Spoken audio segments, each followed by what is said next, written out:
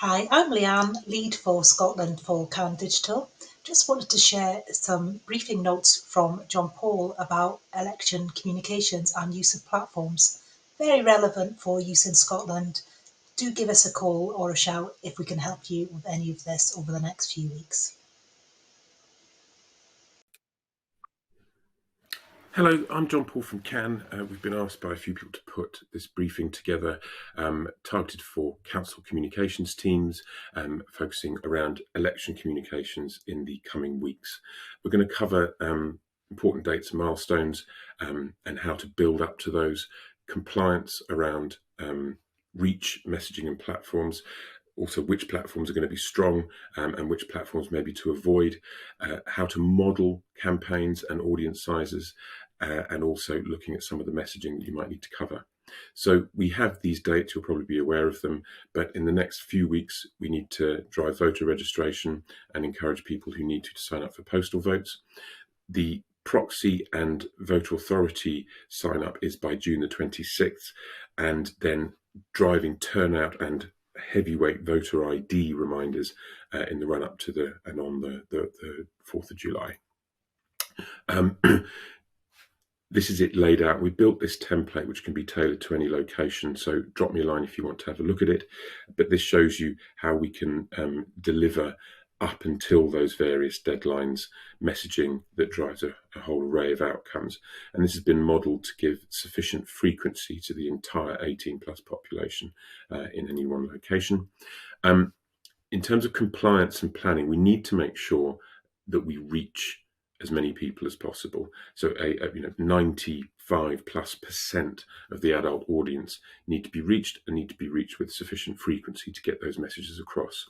We need to make sure we're including all adults. So some social media platforms might exclude people. Some language barriers could mean that people aren't reached and encouraged to engage with the democratic process.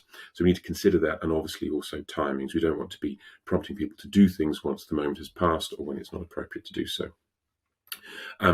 So going into platforms, we in the past would have used Meta, Facebook and Instagram as a significant part of campaigns. But we found that due to political sensitivities, the reduction in targeting, the platform is unreliable in terms of its ability to push specific messages within specific timeframes, and also we're finding that the percent of the population reached on any given day is going down. Also, its cost per 1,000 impressions is comparatively high to other channels. So we're recommending considering moving away from Meta and using much more inclusive channels such as GDN and Quantcast and YouTube, which will reach most of the population in any given location on any given day. They also come with lower cost per 1,000 impressions, apart from YouTube, but that's for videos, so it's fine. One issue with targeting younger people, Snapchat is the place you'd really like to be, but election content or democratic content is blocked on Snapchat. So a bit like Meta, it's not a reliable channel to get the messaging out there, which is unfortunate. So we recommend supplementing the younger audiences with YouTube, as Snapchat is blocked to us. We also see X as being a channel that we're asked about, but it is quite an expensive channel with a very low percentage of the population reached. Very good for journalists and communications professionals, not so much in terms of population reach on any given single day. So recommendation is use GDN, Quantcast and YouTube first, maybe supplement with other channels, but that's where you're going to get most of your heavy lifting done in terms of that compliance. We've built a template or a model where you can put in your adult population, and then it will build recommendations around frequency and budgets to ensure that you reach that population sufficiently frequently in the run-up to the various deadlines and election day itself. And if you just drop me a line, we can send you that tailored to your location. It just means that all the work and impressions and modelling is done for you, and that can be something that can be given to electoral services. In terms of messaging, really worth checking the Electoral Commission and LGA guidance. I'm sure you're all up to speed with it.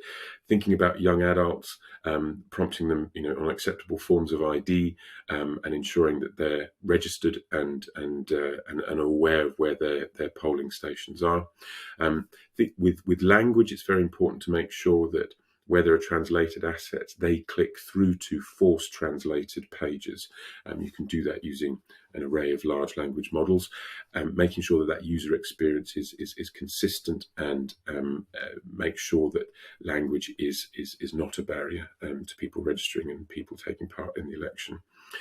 We really need to think about voter ID. At the recent local elections, people were turning up without it. There will be a lot of messaging and noise on news channels, but as we're finding, people consume less and less news, particularly younger audiences. So having a heavyweight campaign around voter ID and acceptable forms of ID in the run-up to the day, particularly on the day before and on the day, but also making sure people know what are acceptable forms, so they can potentially apply for them and again be included in the